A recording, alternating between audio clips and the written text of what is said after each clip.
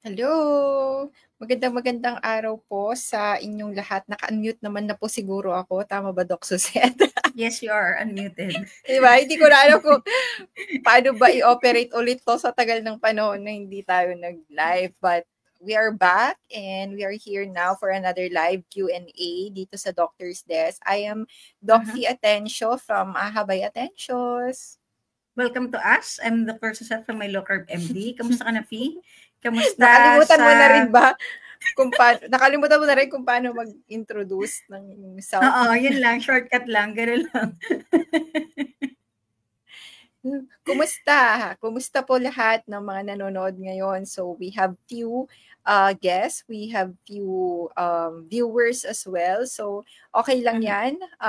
Keep coming sa mga bagong Yes. sa mga bagong pasok. Sige lang po. And if you have questions, mas maganda, mas onti kayo, mas pwede kayong magtanong because Doc Suzette last time sabi nga nila, yung iba daw cannot ba kami? send.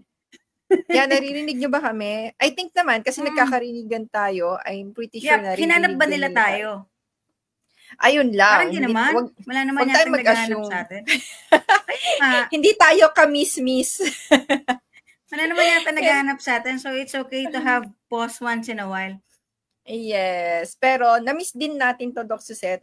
There were times before na parang, during the time when I asked for a break, I was also thinking parang in betweens ng mga yon na parang gusto ko mag-live pero I was like no kasi tawag dito nanawa ka ulit or mapapagod ka ulit. So in fairness naman, so kung may mga tanong kayo magtanong na kasi nga yung iba before sabi nila sa sobrang dami, sa kanila sobrang dami na yon ng mga nagpa-participate. Ano nang madami?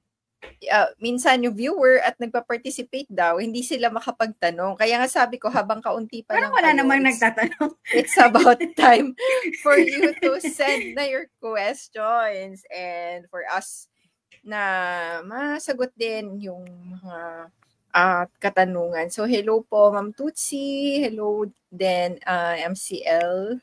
And si Ma'am Tin, hello po sa inyo. Good evening po sa inyo. Ayan. So, ito, may tanong na agad. So, mamaya ulit ang kwentuhan. Sagot tayo ng tanong dahil Q&A naman talaga tayo tonight.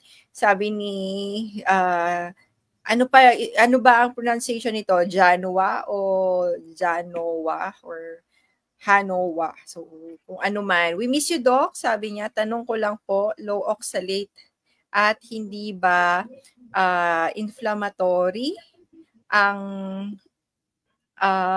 fermented soy sauce. I'm using the KKMN. Oy, ano sabi mo? Excellent na KKM. Ikaw nagbakasyon ka lang.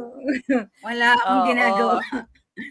Si Jano kasi ayan, yung sa KKMN fermented soy sauce. So, ano ba yung masasabi natin when it comes to fermented soy sauce? If you have read the Nutrition Network, I'm pretty sure that, kasi si Doc Suzette is from the Nutrition Network, but I also saw that a certain amount of fermented soy was allowed in Nutrition Network.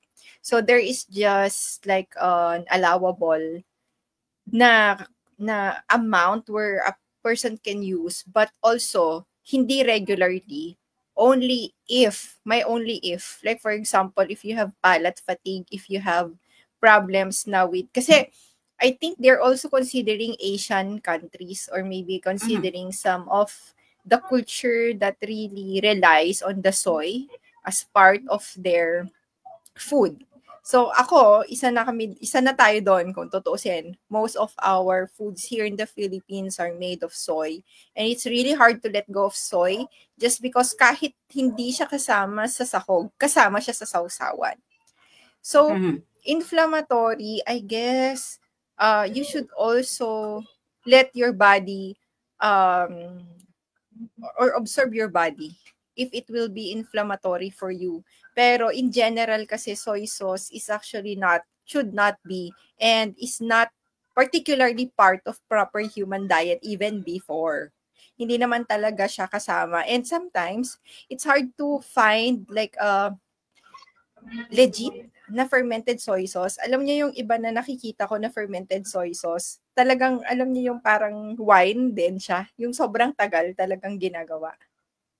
Ngayon medyo questionable na yung mga soy sauce eh. So I'm not pretty sure, but kami ni Doc Suzette, we allow some of our patient na gumamit in terms of pampakulay. Tama ba, Doc Suzette? Yung usual na ina-advise din natin before na kung kunwari, kunwari sa isang buwan, isang beses lang naman, you can allow it pampakulay, panglagay lang ng, pero, dagdagan ko lang after. Sige, Doc.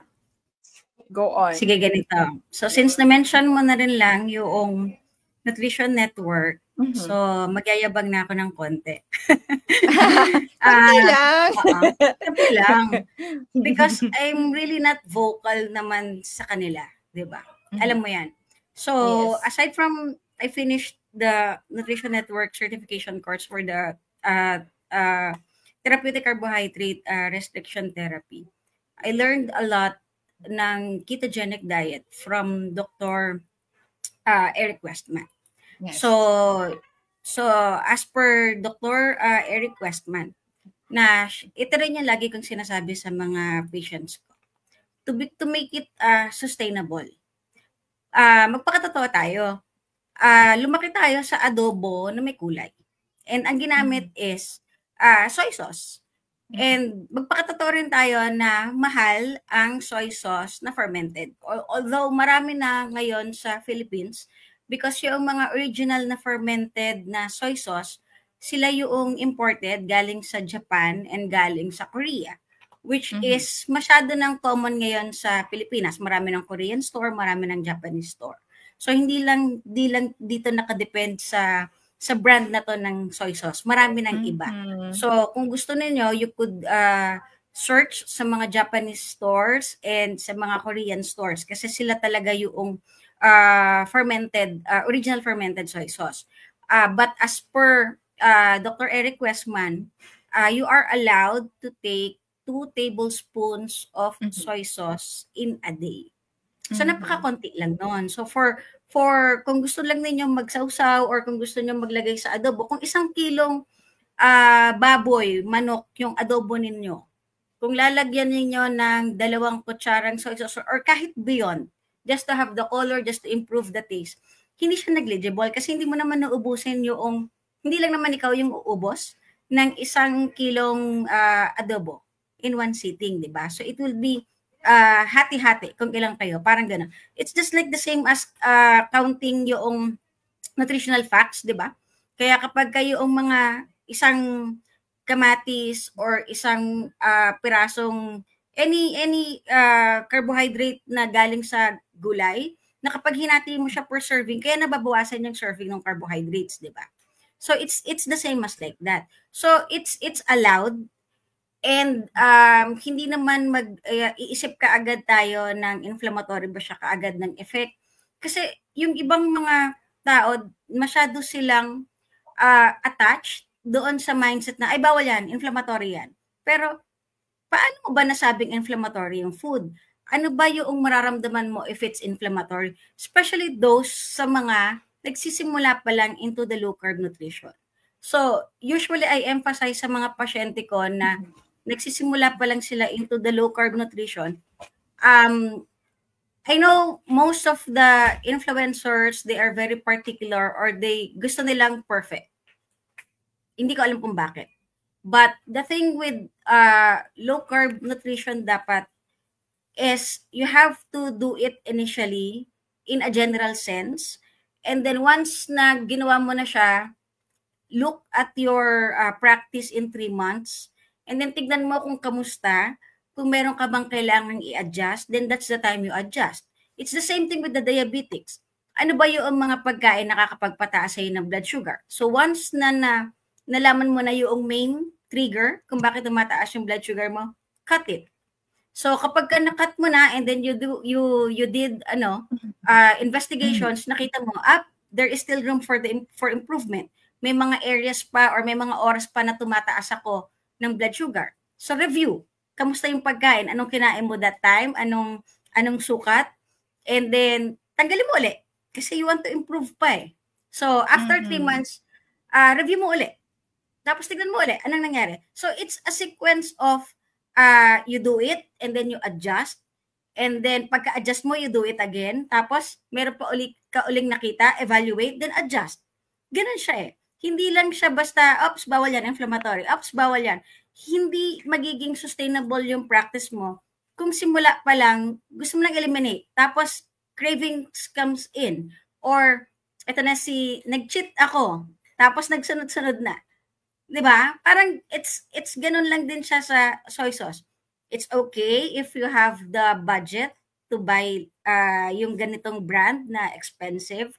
But if not, you can do it the other way around. Kaya nga maraming bagay or maraming steps or maraming procedures, pathway kung paano gagawin yung low carb nutrition. It's just that you need to understand the full concept. So, para itong soy sauce na to, alam mo yung concept kung bakit ba pinagbabawal ang soy sauce. Is it really inflammatory? Is it really paikot-ikot within the soy sauce para at least kung gagamit ka man ng soy sauce, hindi ka maliligaw. 'Di ba? Yes. Kaya ako nakangiti kasi sasabihin ko sana, mako-quote na naman si Dr. Des. Oh, sabi ng mga doktor, pwede na naman pala yung soy sauce. Ba't pa tayo nagko-coco aminos? Ayan na naman. Sakit ng ulo ko. Diba? Because, kaya diba, explain. Because it's very broad, diba? No, because really, diba, parang sige, lang kami people right now are living in a box. I've been living in a box as well when I started with low carb and fasting. With all the items that is being given to us. Right now kasi in my practice as a physician na advocating low carb and using this as a tool sa mga patient ko, I am also giving them the parang food guide. I don't term it as a food list but a food guide wherein I curated like items and tell them, instead of saying it's just not or should not be part, you must put there the reason why it should not be part, so that kasi sa akin wala, kung tutuusin, 'di ba? Sometimes we do the yung pinauso sa banting before, that may go sign is slow down and stop color. So it is the green, yellow and red was used in the banting before kila Team Nox din. Usually if you fix your head into that without understanding the foods, you will not be able to really become flexible in this practice. Such as, sometimes you're doing low carb, but in combination of all this stuff, ang gusto lang naman nun is for you to be aware. Like, for example, sometimes when you eat a food, may mga ingredients yan na nasa green, nasa caution, at saka surely nandun siya sa red sign or nasa stop sign or danger sign.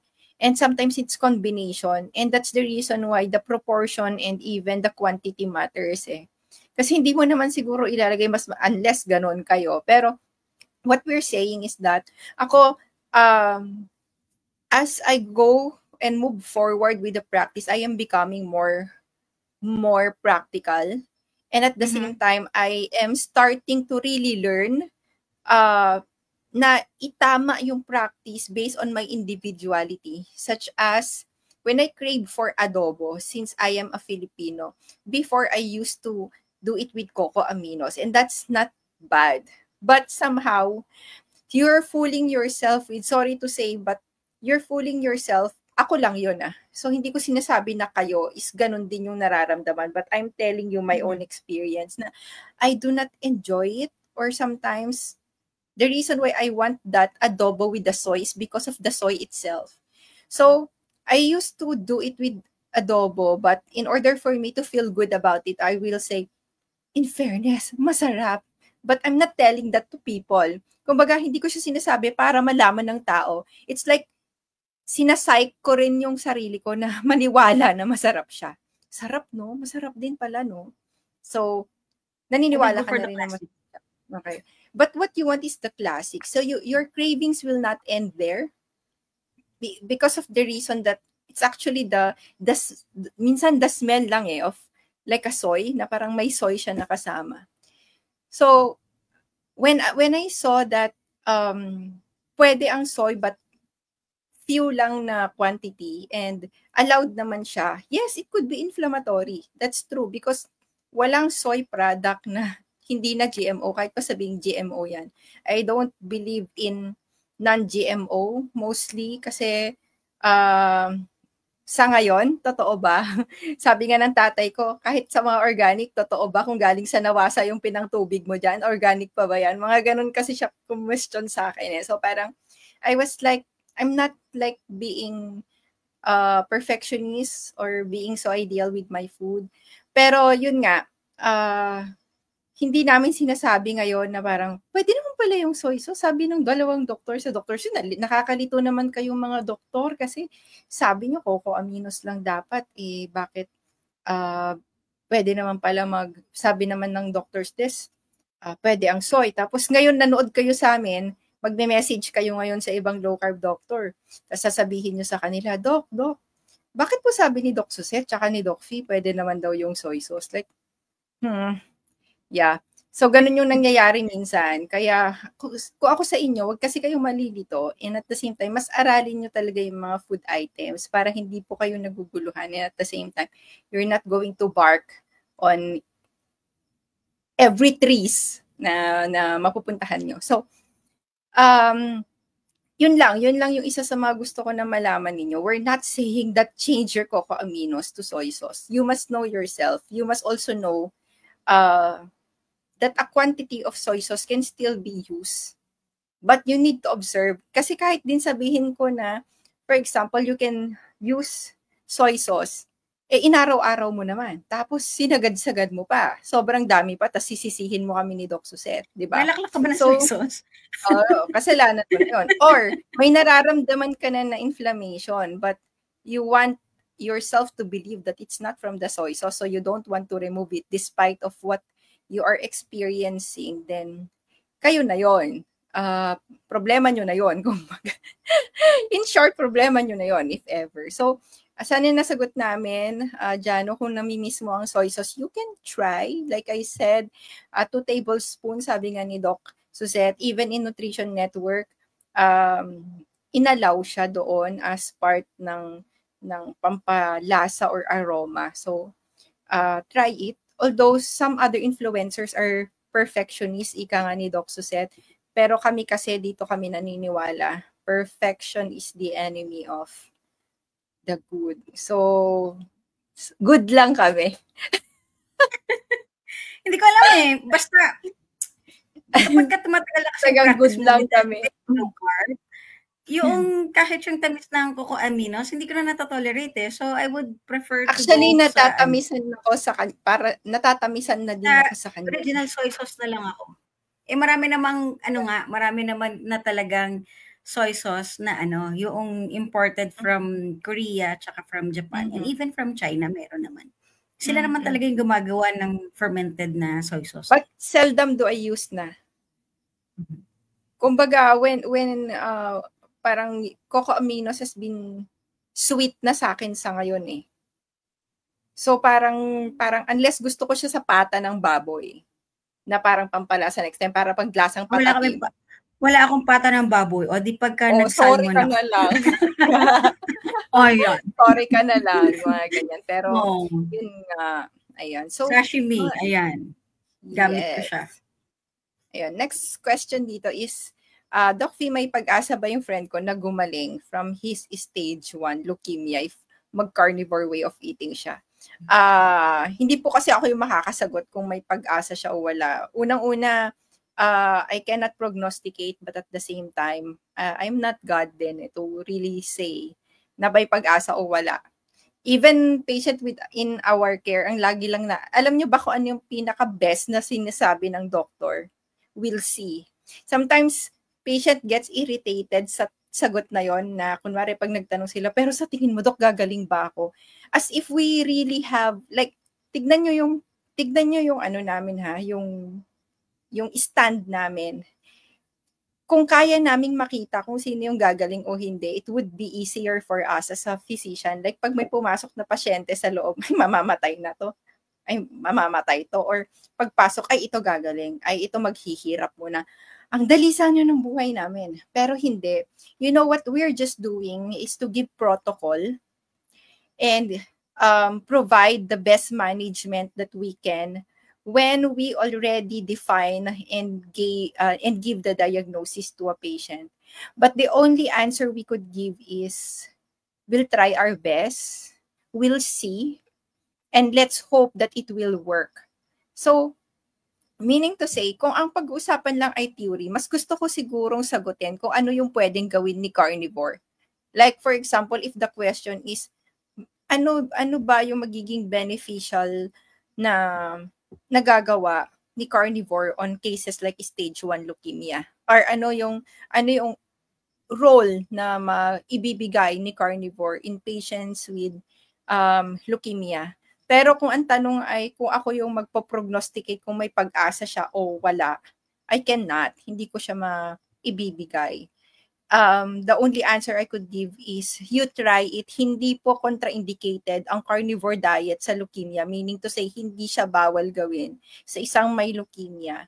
And you need to see and observe how it will help with the improvement of the disease, as well as how it will become an adjunct to the, or kasama or supportive na treatment, kasama ng iba pang treatment, medical treatment na ginagawa po ngayon ng friend ninyo. Ayun. So sana po, although yung answer is kind of vague as well, I hope na I made my point understood sa inyo. Ayun.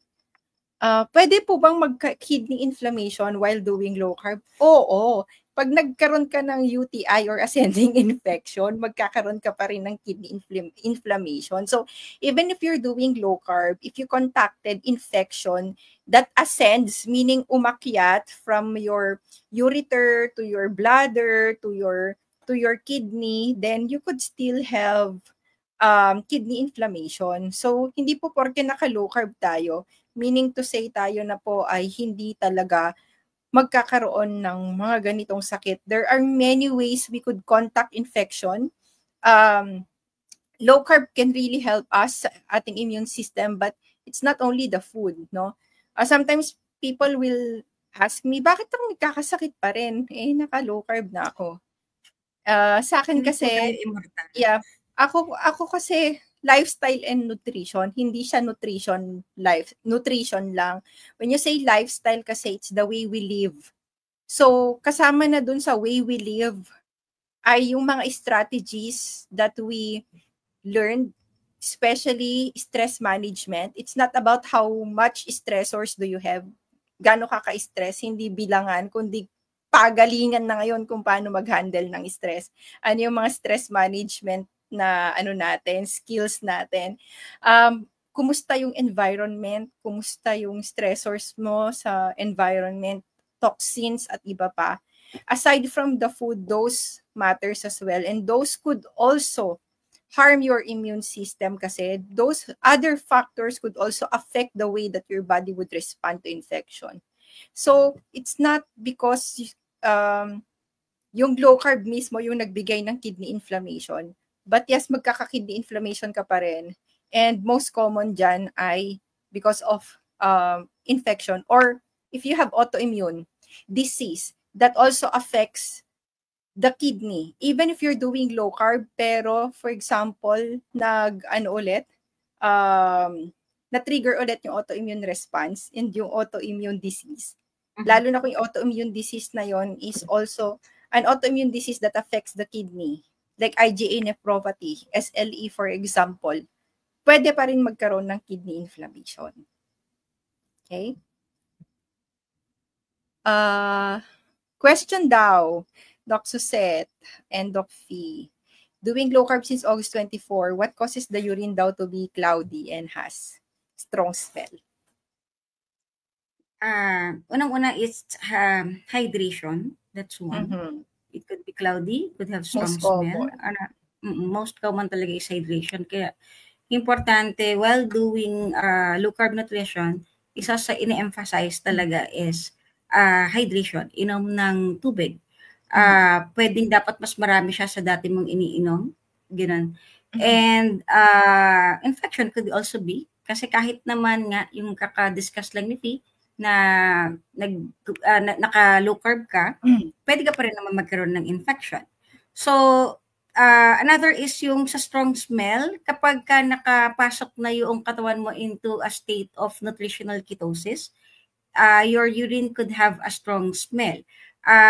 Yung iba, ang description nila, kapag ka pumapasok na sa ketosis is parang mas hindi mas masangsang daw or mas ammoniacal ang amoy ng ihi.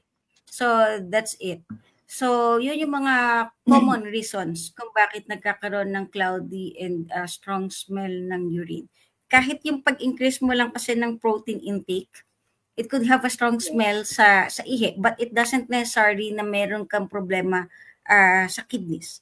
Kaya importante din na while doing the low carb nutrition, nagpapamonitor or nagpapalaboratory para makita yung kamusta, kung anong epekto ng pag-change mo ng diet sa iyong mga laboratory examinations, hindi lang basta kung ano yung nararamdaman.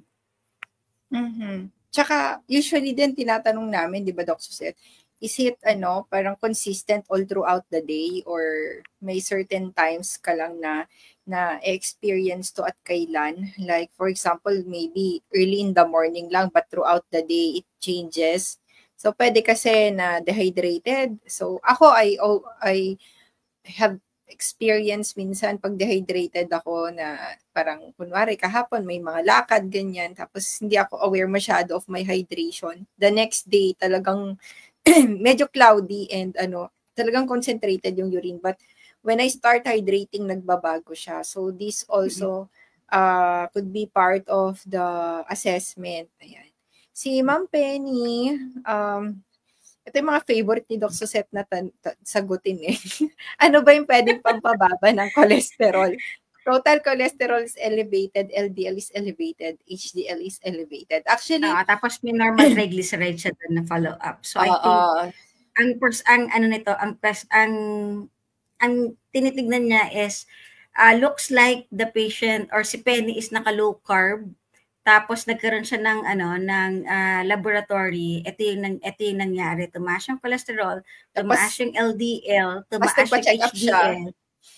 Normal yung triglycerides. Tapos nagpa-check up siya, sinabihan siya ng doktor na mataas yung LDL cholesterol mo, kailangan mo ng statin. So nagtatanong siya ng pampababa kasi ayaw niyang uminom ng statin. Most likely kumain ka ng saging, kumain ka ng kanin, kumain ka ng cookies, kumain ka ng Oreo. Ganito.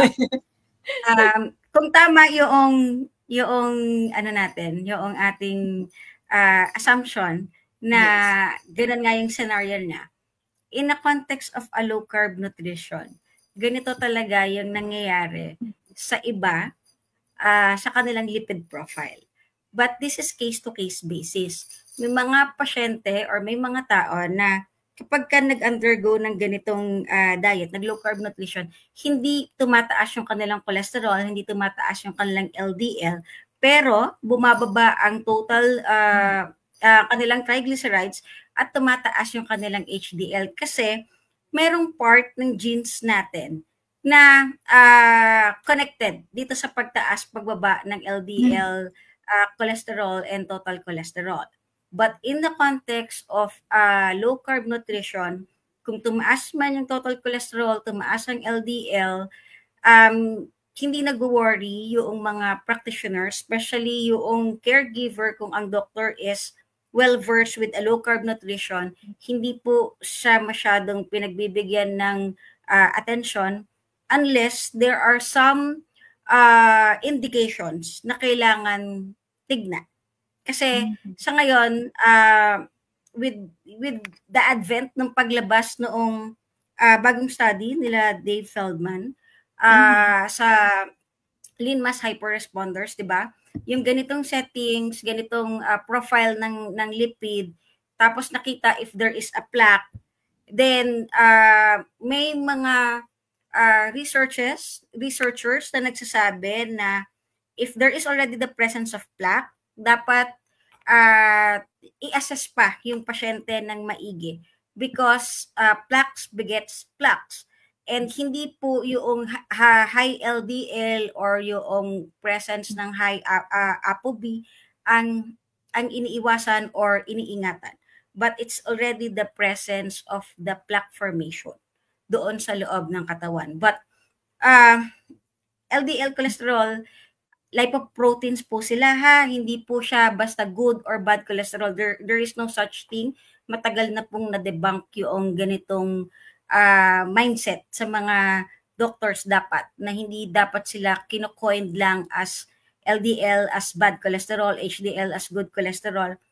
Transporters po itong mga to. So if you are on a low carb nutrition, kailangan po ng taga-transport ng energy and kaya po tumataas yung LDL because of that. Ganoon po yung nangyayari or ganoon na po yung pagkaka-explain in detail when it comes to the LDL, HDL, and total cholesterol. Hindi, kaya kung ganito, kung ako, ang doktor mo at nakita ko yan, tatanungin lang kita ng thorough medical history, tapos pag wala naman akong nakitang suspicious, I will just say, relax ka lang. Tsaka most likely kasi when you already have plaques, you can also assume that most of the blood vessels have damaged glycocalyx to begin with. Nagkataon lang na sa isang part yung may plaque, Doc, eh. Pero kaya plaque begets plaque din sometimes kasi when you try to look at it with common sense. Oo nga naman, kung may plaque formation siya somewhere, you can also assume that maybe other parts of the blood vessels or most of the blood vessels have damaged glycocalyx. And ilan ba sa atin yung sobrang strict talaga mag-low carb? Like, 'di ba? Like, yung sobrang strict to a point na wala talagang any toxins. Kasi you have to be really strict in order for you to be very, alam mo yon, yung parang fast ang healing para mas mapabilis mo yung healing kasi may hinahabol ka and so on and so forth. So, yeah, I'm not also scared of this. Sabi ko nga sa kanila, lagi nating, akala ko sasabihin mo, bakit mo gustong pababain ng cholesterol? Because that is our usual reaction when we have questions like this because that's the truth eh.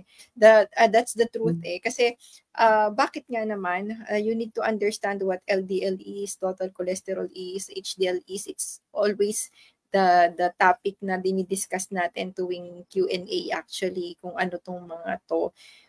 Siguro ang iiwan pa natin kay Ma'am Penny is that your cholesterol are part of your immune response. Actually, para silang trabahador. May inhinyero, may main na karpintero, tapos ire-recruit nila yung mga cholesterol para magkumpuni. So, basically, ang una mong problemahin talaga ay yung risk factors mo na nakakasira ng mga ugat mo na kailangan kumpunihin, which is still your impaired blood sugar, still your inflammation, still your hypertension, still your obesity. Kung meron kayo lahat niyan, yan yung magiging mas katatakutan nyo because the only reason that your LDL will form plaques is when it becomes part of your immune system na nagre-repair.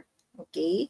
May tanong dito si Sir Cordero, pero kasi medyo vague sa akin eh. Like, meron bang dapat ikabahala kung nakakaranas ng false hypoglycemia? Ano yung ibig sabihin ng false hypoglycemia na measure or false kasi feeling mo hypoglycemic ka pero hindi naman pala hypoglycemic yung. Kasi di ba pag sinabi nating false hypoglycemia, it's something you feel pero when you test it hindi. So, ayoko kasing sagutin ito nang hindi ko nauunawaan yung tanong, Sir Ulysses. So, I hope that you explain further the context of your question para din mas masagot namin siya ng maayos. Si Ma'am Elsie, pwede din po ba maka-elevate ng SGPT ang magnesium glycinate? Not so much. Hindi masyadong hepatotoxic ang magnesium glycinate. May ibang cause kung bakit nag-elevate ang SGPT mo. And I think before really ruling in magnesium glycinate, you need to see muna kung ano yung mga kinakain talaga. kung meron mga hidden sugars, may mga fructose, napapataas ang carbs, kumusta ang blood sugar, stable ba? Kasi kung tumataas ang blood sugar, pero hindi natin alam kasi hindi tayo nakakapag-measure, na nagiging cause din yon ng pagtaas ng SGPT because sometimes there are people na sobrang sipag din ng liver nila. At yun, doon kasi ang battlefield minsan eh. Actually, bago ka magkaroon ng spillover, ibig sabihin bago ka maging diabetic or pre-diabetic or kung ano-ano pa, minsan ang battlefield nasa liver.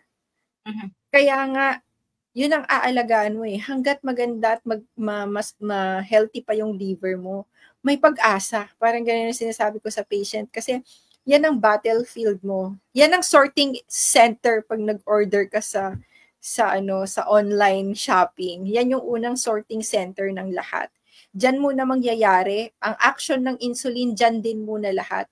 And then, yung spillover, ikakatch lang yan ng insulin, pero dito lahat nag-uumpisa. So, if you have high SGPT, you also try to look at your triglyceride. You also try to look at your uric acid. Baka mamaya, also try to look at your blood sugar monitoring. Kasi kung magkakasama na yan, alam na this. Ibig sabihin, exhausted na yung Baka may exhausted na presence yung ng fatty liver pa prior the yes. use of magnesium glycinate. Mhm. Tapos check nyo rin yung reliability noong inyong supplements. Kasi supplements is money industry na siya. So, marami na ring supplements na hindi reliable. So, check Yes. nyo rin yun. Kasi baka hindi reliable. Mas marami pa siyang parang extender. Yung parang mas marami pa siyang mga nilagay na latak. Basta kung mga mixtures yon. Sabi ni Ma'am Rosary, menopause na, nag-bleed, the OB-GYN did biopsy. Ang result, at saan biopsy? Malaki kasi yung part ng reproductive system. So, cervix ba? Saan kumuha ng biopsy? Baka. So, hindi namin alam, Ma'am Rosary, kung saan kinuha. Chronic inflammation and hemorrhage, ibig sabihin ho ba, mataas ang inflammation ko at mali ang low carb ko? Hindi ko po masabi. Kasi hindi ko alam kung paano yung pag-low carb mo. Baka mali, baka hindi, baka may iba pang problema. Gaano na po kayo katagal na-low carb? Yeah, anong pero mataas ang low carb? Yeah, kung mataas ang inflammation, probably. Kasi yun na yung nakita chronic inflammation. Ibig sabihin, mataas talaga inflammation. Pero kung mali o tama ang pag-low carb or may connection siya sa low carb, that is something we cannot associate it with. Meaning to say, hindi namin siya mako-connect kasi hindi naman ibig sabihin agad mali. Baka, bago ka rin mag-low carb, existing problem na ito. Yun nga yung sabi ko, hindi ko alam kung ano po yung ginawang biopsy, saang part ng reproductive system, kasi may mattress, may cervix, so saan po kinuha yung biopsy, at saan nakita yung chronic inflammation. But you have to also understand that inflammation in the reproductive system is very insulin responsive and hormone responsive. And ang hormone, female hormone at insulin pa naman ay magka-connect. Nagkadikit ang estrogen tsaka si insulin hormone. So I think, bukod sa kung titignan mo kung mali ang low carb, tignan mo rin how low carb is trying to improve you. Kasi tignan mo ganito aside from the chronic inflammation at hemorrhage, may diabetes ka ba o wala? May other metabolic problem ka ba o wala? Because some of the patient na may mga reproductive system problem could be pre-diabetic or could have hypertension or other metabolic problem. Na kung saan, kahit naglo-low carb ka, if kunwari yung paglo-low carb mo is not able to also improve those conditions, then your low carb could also not improve this chronic inflammation and hemorrhage or reproductive issues. So, pwedeng hindi naman mali, pero yung low carb mo, baka hindi yung tamang low carb para sa'yo. Ang dami po kasing klase ng paglo-low carb ngayon Kaya nga well-formulated na yung tinatawag na low carb kasi bawat isang tao may have a different way of doing the low carb tailored for the person. So, tignan mo yon kasi kung may existing ka na metabolic problem, which is, ano ba ang metabolic problem? Meron kang obesity, meron kang hypertension, meron kang diabetes, then most likely, magkakamag-anak ito kasama ng chronic inflammation and hemorrhage mo. So, tignan mo yon kung nai-improve yon. Kasi baka mamaya din, existing na siya, Doc, before siya nag-low carb. Exactly. So, hindi nakahabol ni low carb agad-agad. So, existing na siya, nagpo-progress. Si low carb, kung tama ang ginagawa mo, pwedeng na prevent lang niya yung progress, pero not enough to really hindi stop the kaya, progress. bumigay. So, yeah, hindi po namin alam kung ano yung nangyari. Pero at least nakapagbigay kami ng insight kasi hanggang dito lang yung kaya namin dahil din sa limitation ng data na meron tayo. Okay? May isi-share sana ako kaso baka mabash na naman ang Didi. Okay lang yan. Pero kasi nung pasyente kahapon, 3 years na daw siyang naka-low carb. Tapos, dati siyang hypertensive, dati siyang diabetic. Pero noong, so nag-low carb siya. So, nag-improve, nawala yung gamot niya for diabetes, nawala yung gamot niya for hypertension. Kaso ang naging issues niya, biglang tumataas uli yung kanyang blood pressure. Tapos, di punta kami sa diet history. Sabi ko, paano niyo po ginagawa yung low carb niyo? Tapos, sinabi na niya na part pala ng kanyang low carb diet is ang dami niyang kinakain na keto treats. So, we all know that nuts is highly inflammatory, mataas sa anti-nutrients, oxalate, and so on and so forth. So, sabi ko, tapos, ang sumunod pala na sinabi niya is, nagkaroon siya ng diarrhea for 3 weeks na. Tapos, yung problema niya is yung kanyang blood pressure na hindi bumababa. So, yun lang yung pinag-usapan namin, it's the diet. So, tapos naka-OMAD siya, yung protein intake niya or yung meat intake niya per day kasi mabilis daw siyang mabusog. It's only around 250 lang grams lang ng karne. So 'di ba, nag-rebound yung weight niya, bumalik yung blood pressure niya, tumaas uli. Tapos gastritis or irritability sa gut. So, syempre, una ko pinatanggal, keto treats. Tapos sabi niya, kasi po, sabi po sa Facebook, pwede naman daw pong kumain ng keto treats. O ngayon, pwede ka din daw kumain ng soy sauce kasi sinabi mo. Bash naman tayo. Sinabi natin. So, sinabi ko na bawal kumain ng keto treats, tapos sinabi ko pwedeng mag-soy sauce, ibabash na naman tayo. Pero kasi babalikan mo kasi talaga yon, di ba? The history taking. How do you eat? Especially sa diet, di ba? How do you eat? Yeah. Kasi paano niya kinain? Tapos nag-compute kami. Sabi ko, instead of buying keto treats, bakit hindi ka nalang bumili ng steak na raw? Tapos sabi niya, ayaw nga po Dok, kasi sa isang araw nakakabili ako ng keto treats worth 1,200. So parang, bakit ang mahal? Ganun ba kamahal ang keto treats sa Philippines? It depends kung gaano kadaming kakainin niya. Mapapamahal ka talaga kung yun na lang kakainin mo araw-araw. Kasi kahit naman keto treats lang araw-araw kainin mo, low carb pa rin yun. Am I right? Depende sa computation.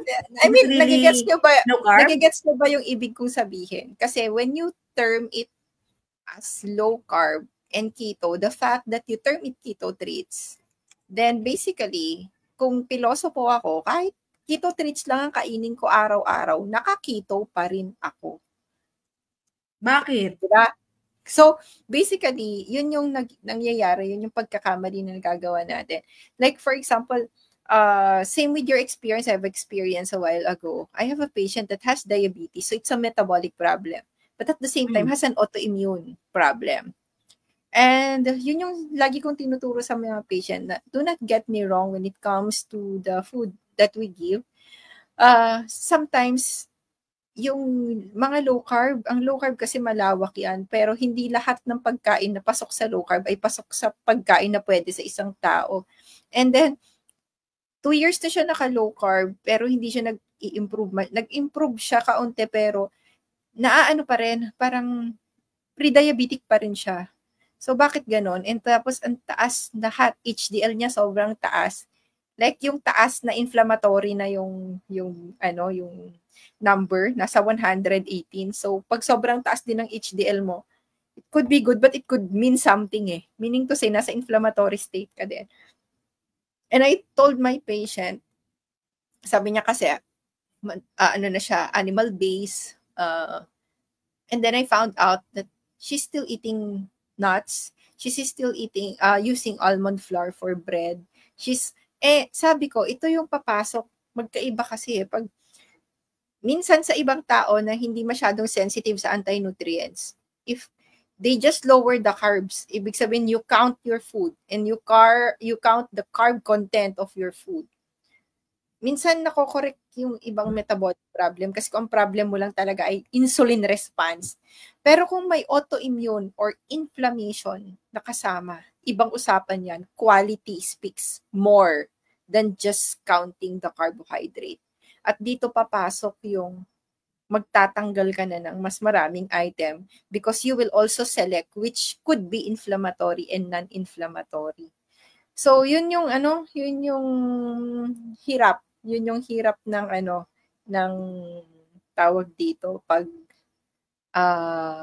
bibigay ng low carb na advice individually. And that is also the reason why if you see, parang kami kasi ako personally, the reason why I am hiatus ba yung tawag pag nawawala ka sa SOCMED?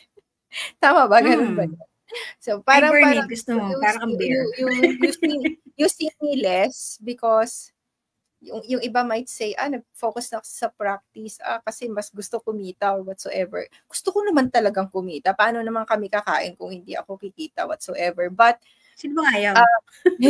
You can help better kasi when you do talaga patient care. Ibig sabihin, if you do consultation, kasi kung may mga pasyente ako na nanonood ngayon na nandito, I know that they understand what I'm saying.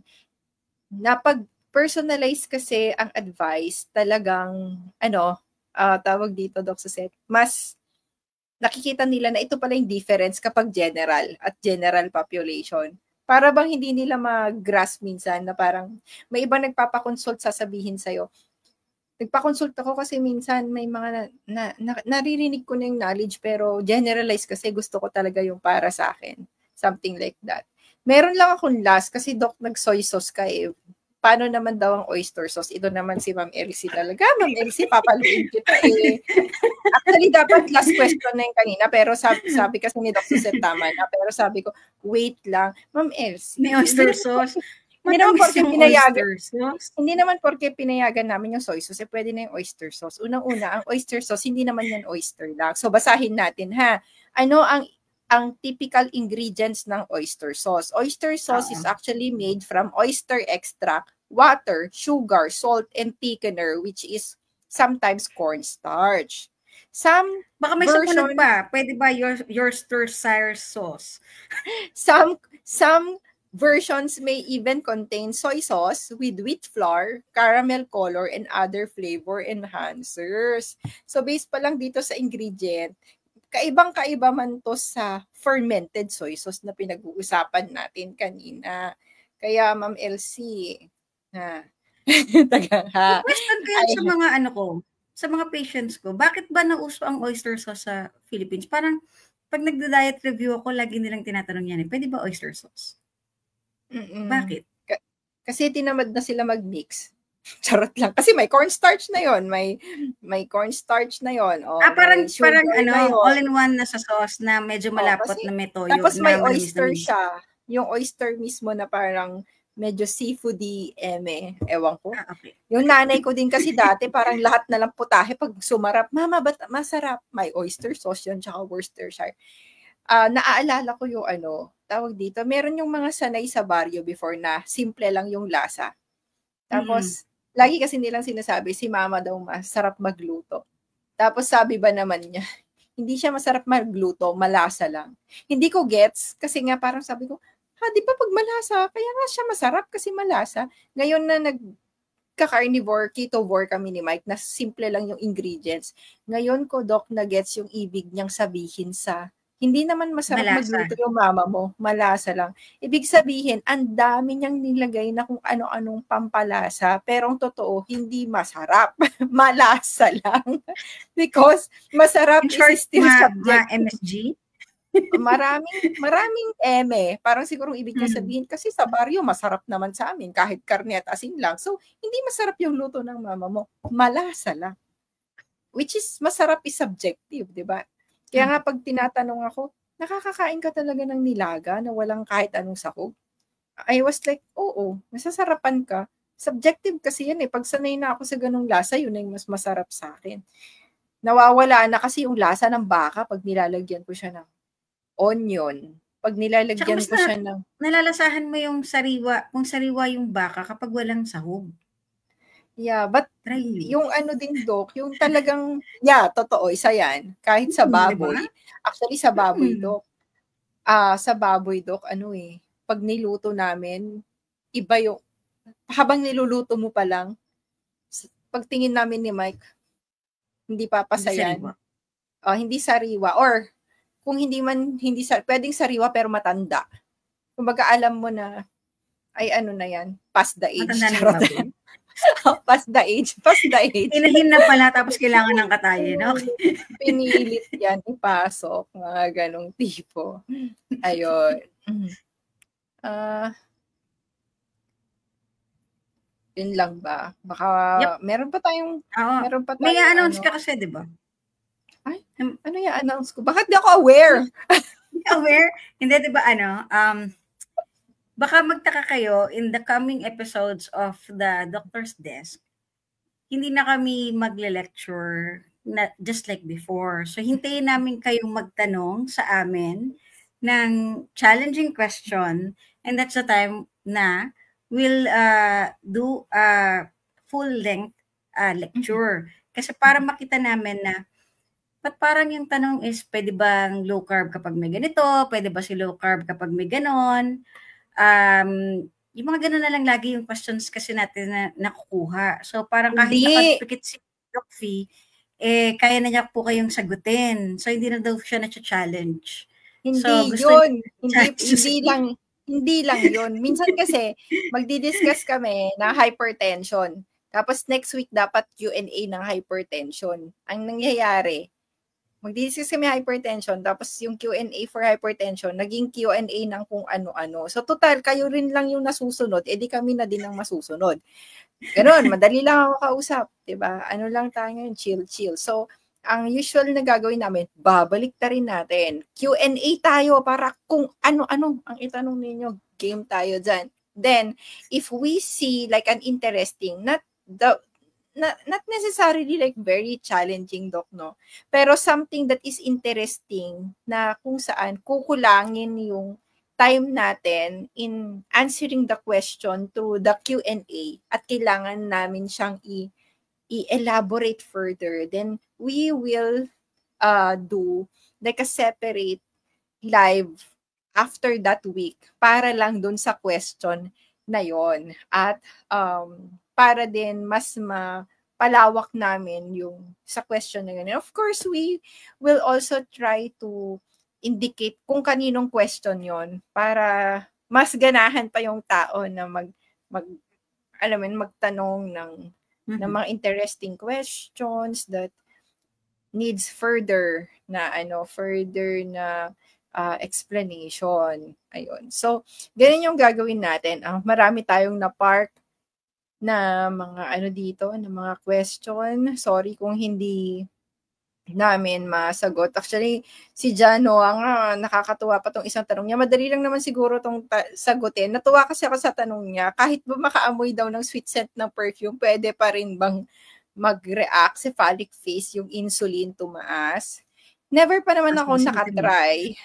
Hindi ko pa naman na-try na grabehan na rin na ganyan. Pero kung sakasakali na yung sweet scent na yon is na-associate mo sa food, malamang, pwede kasi siyang mangyari. Like, cephalic face kasi is a response based on our senses eh. So, we cannot just take the possibility out dahil lang sa tingin natin hindi siya nangyayari. Kasi maybe other people might experience it as well kung sweet scent yung nangyayari.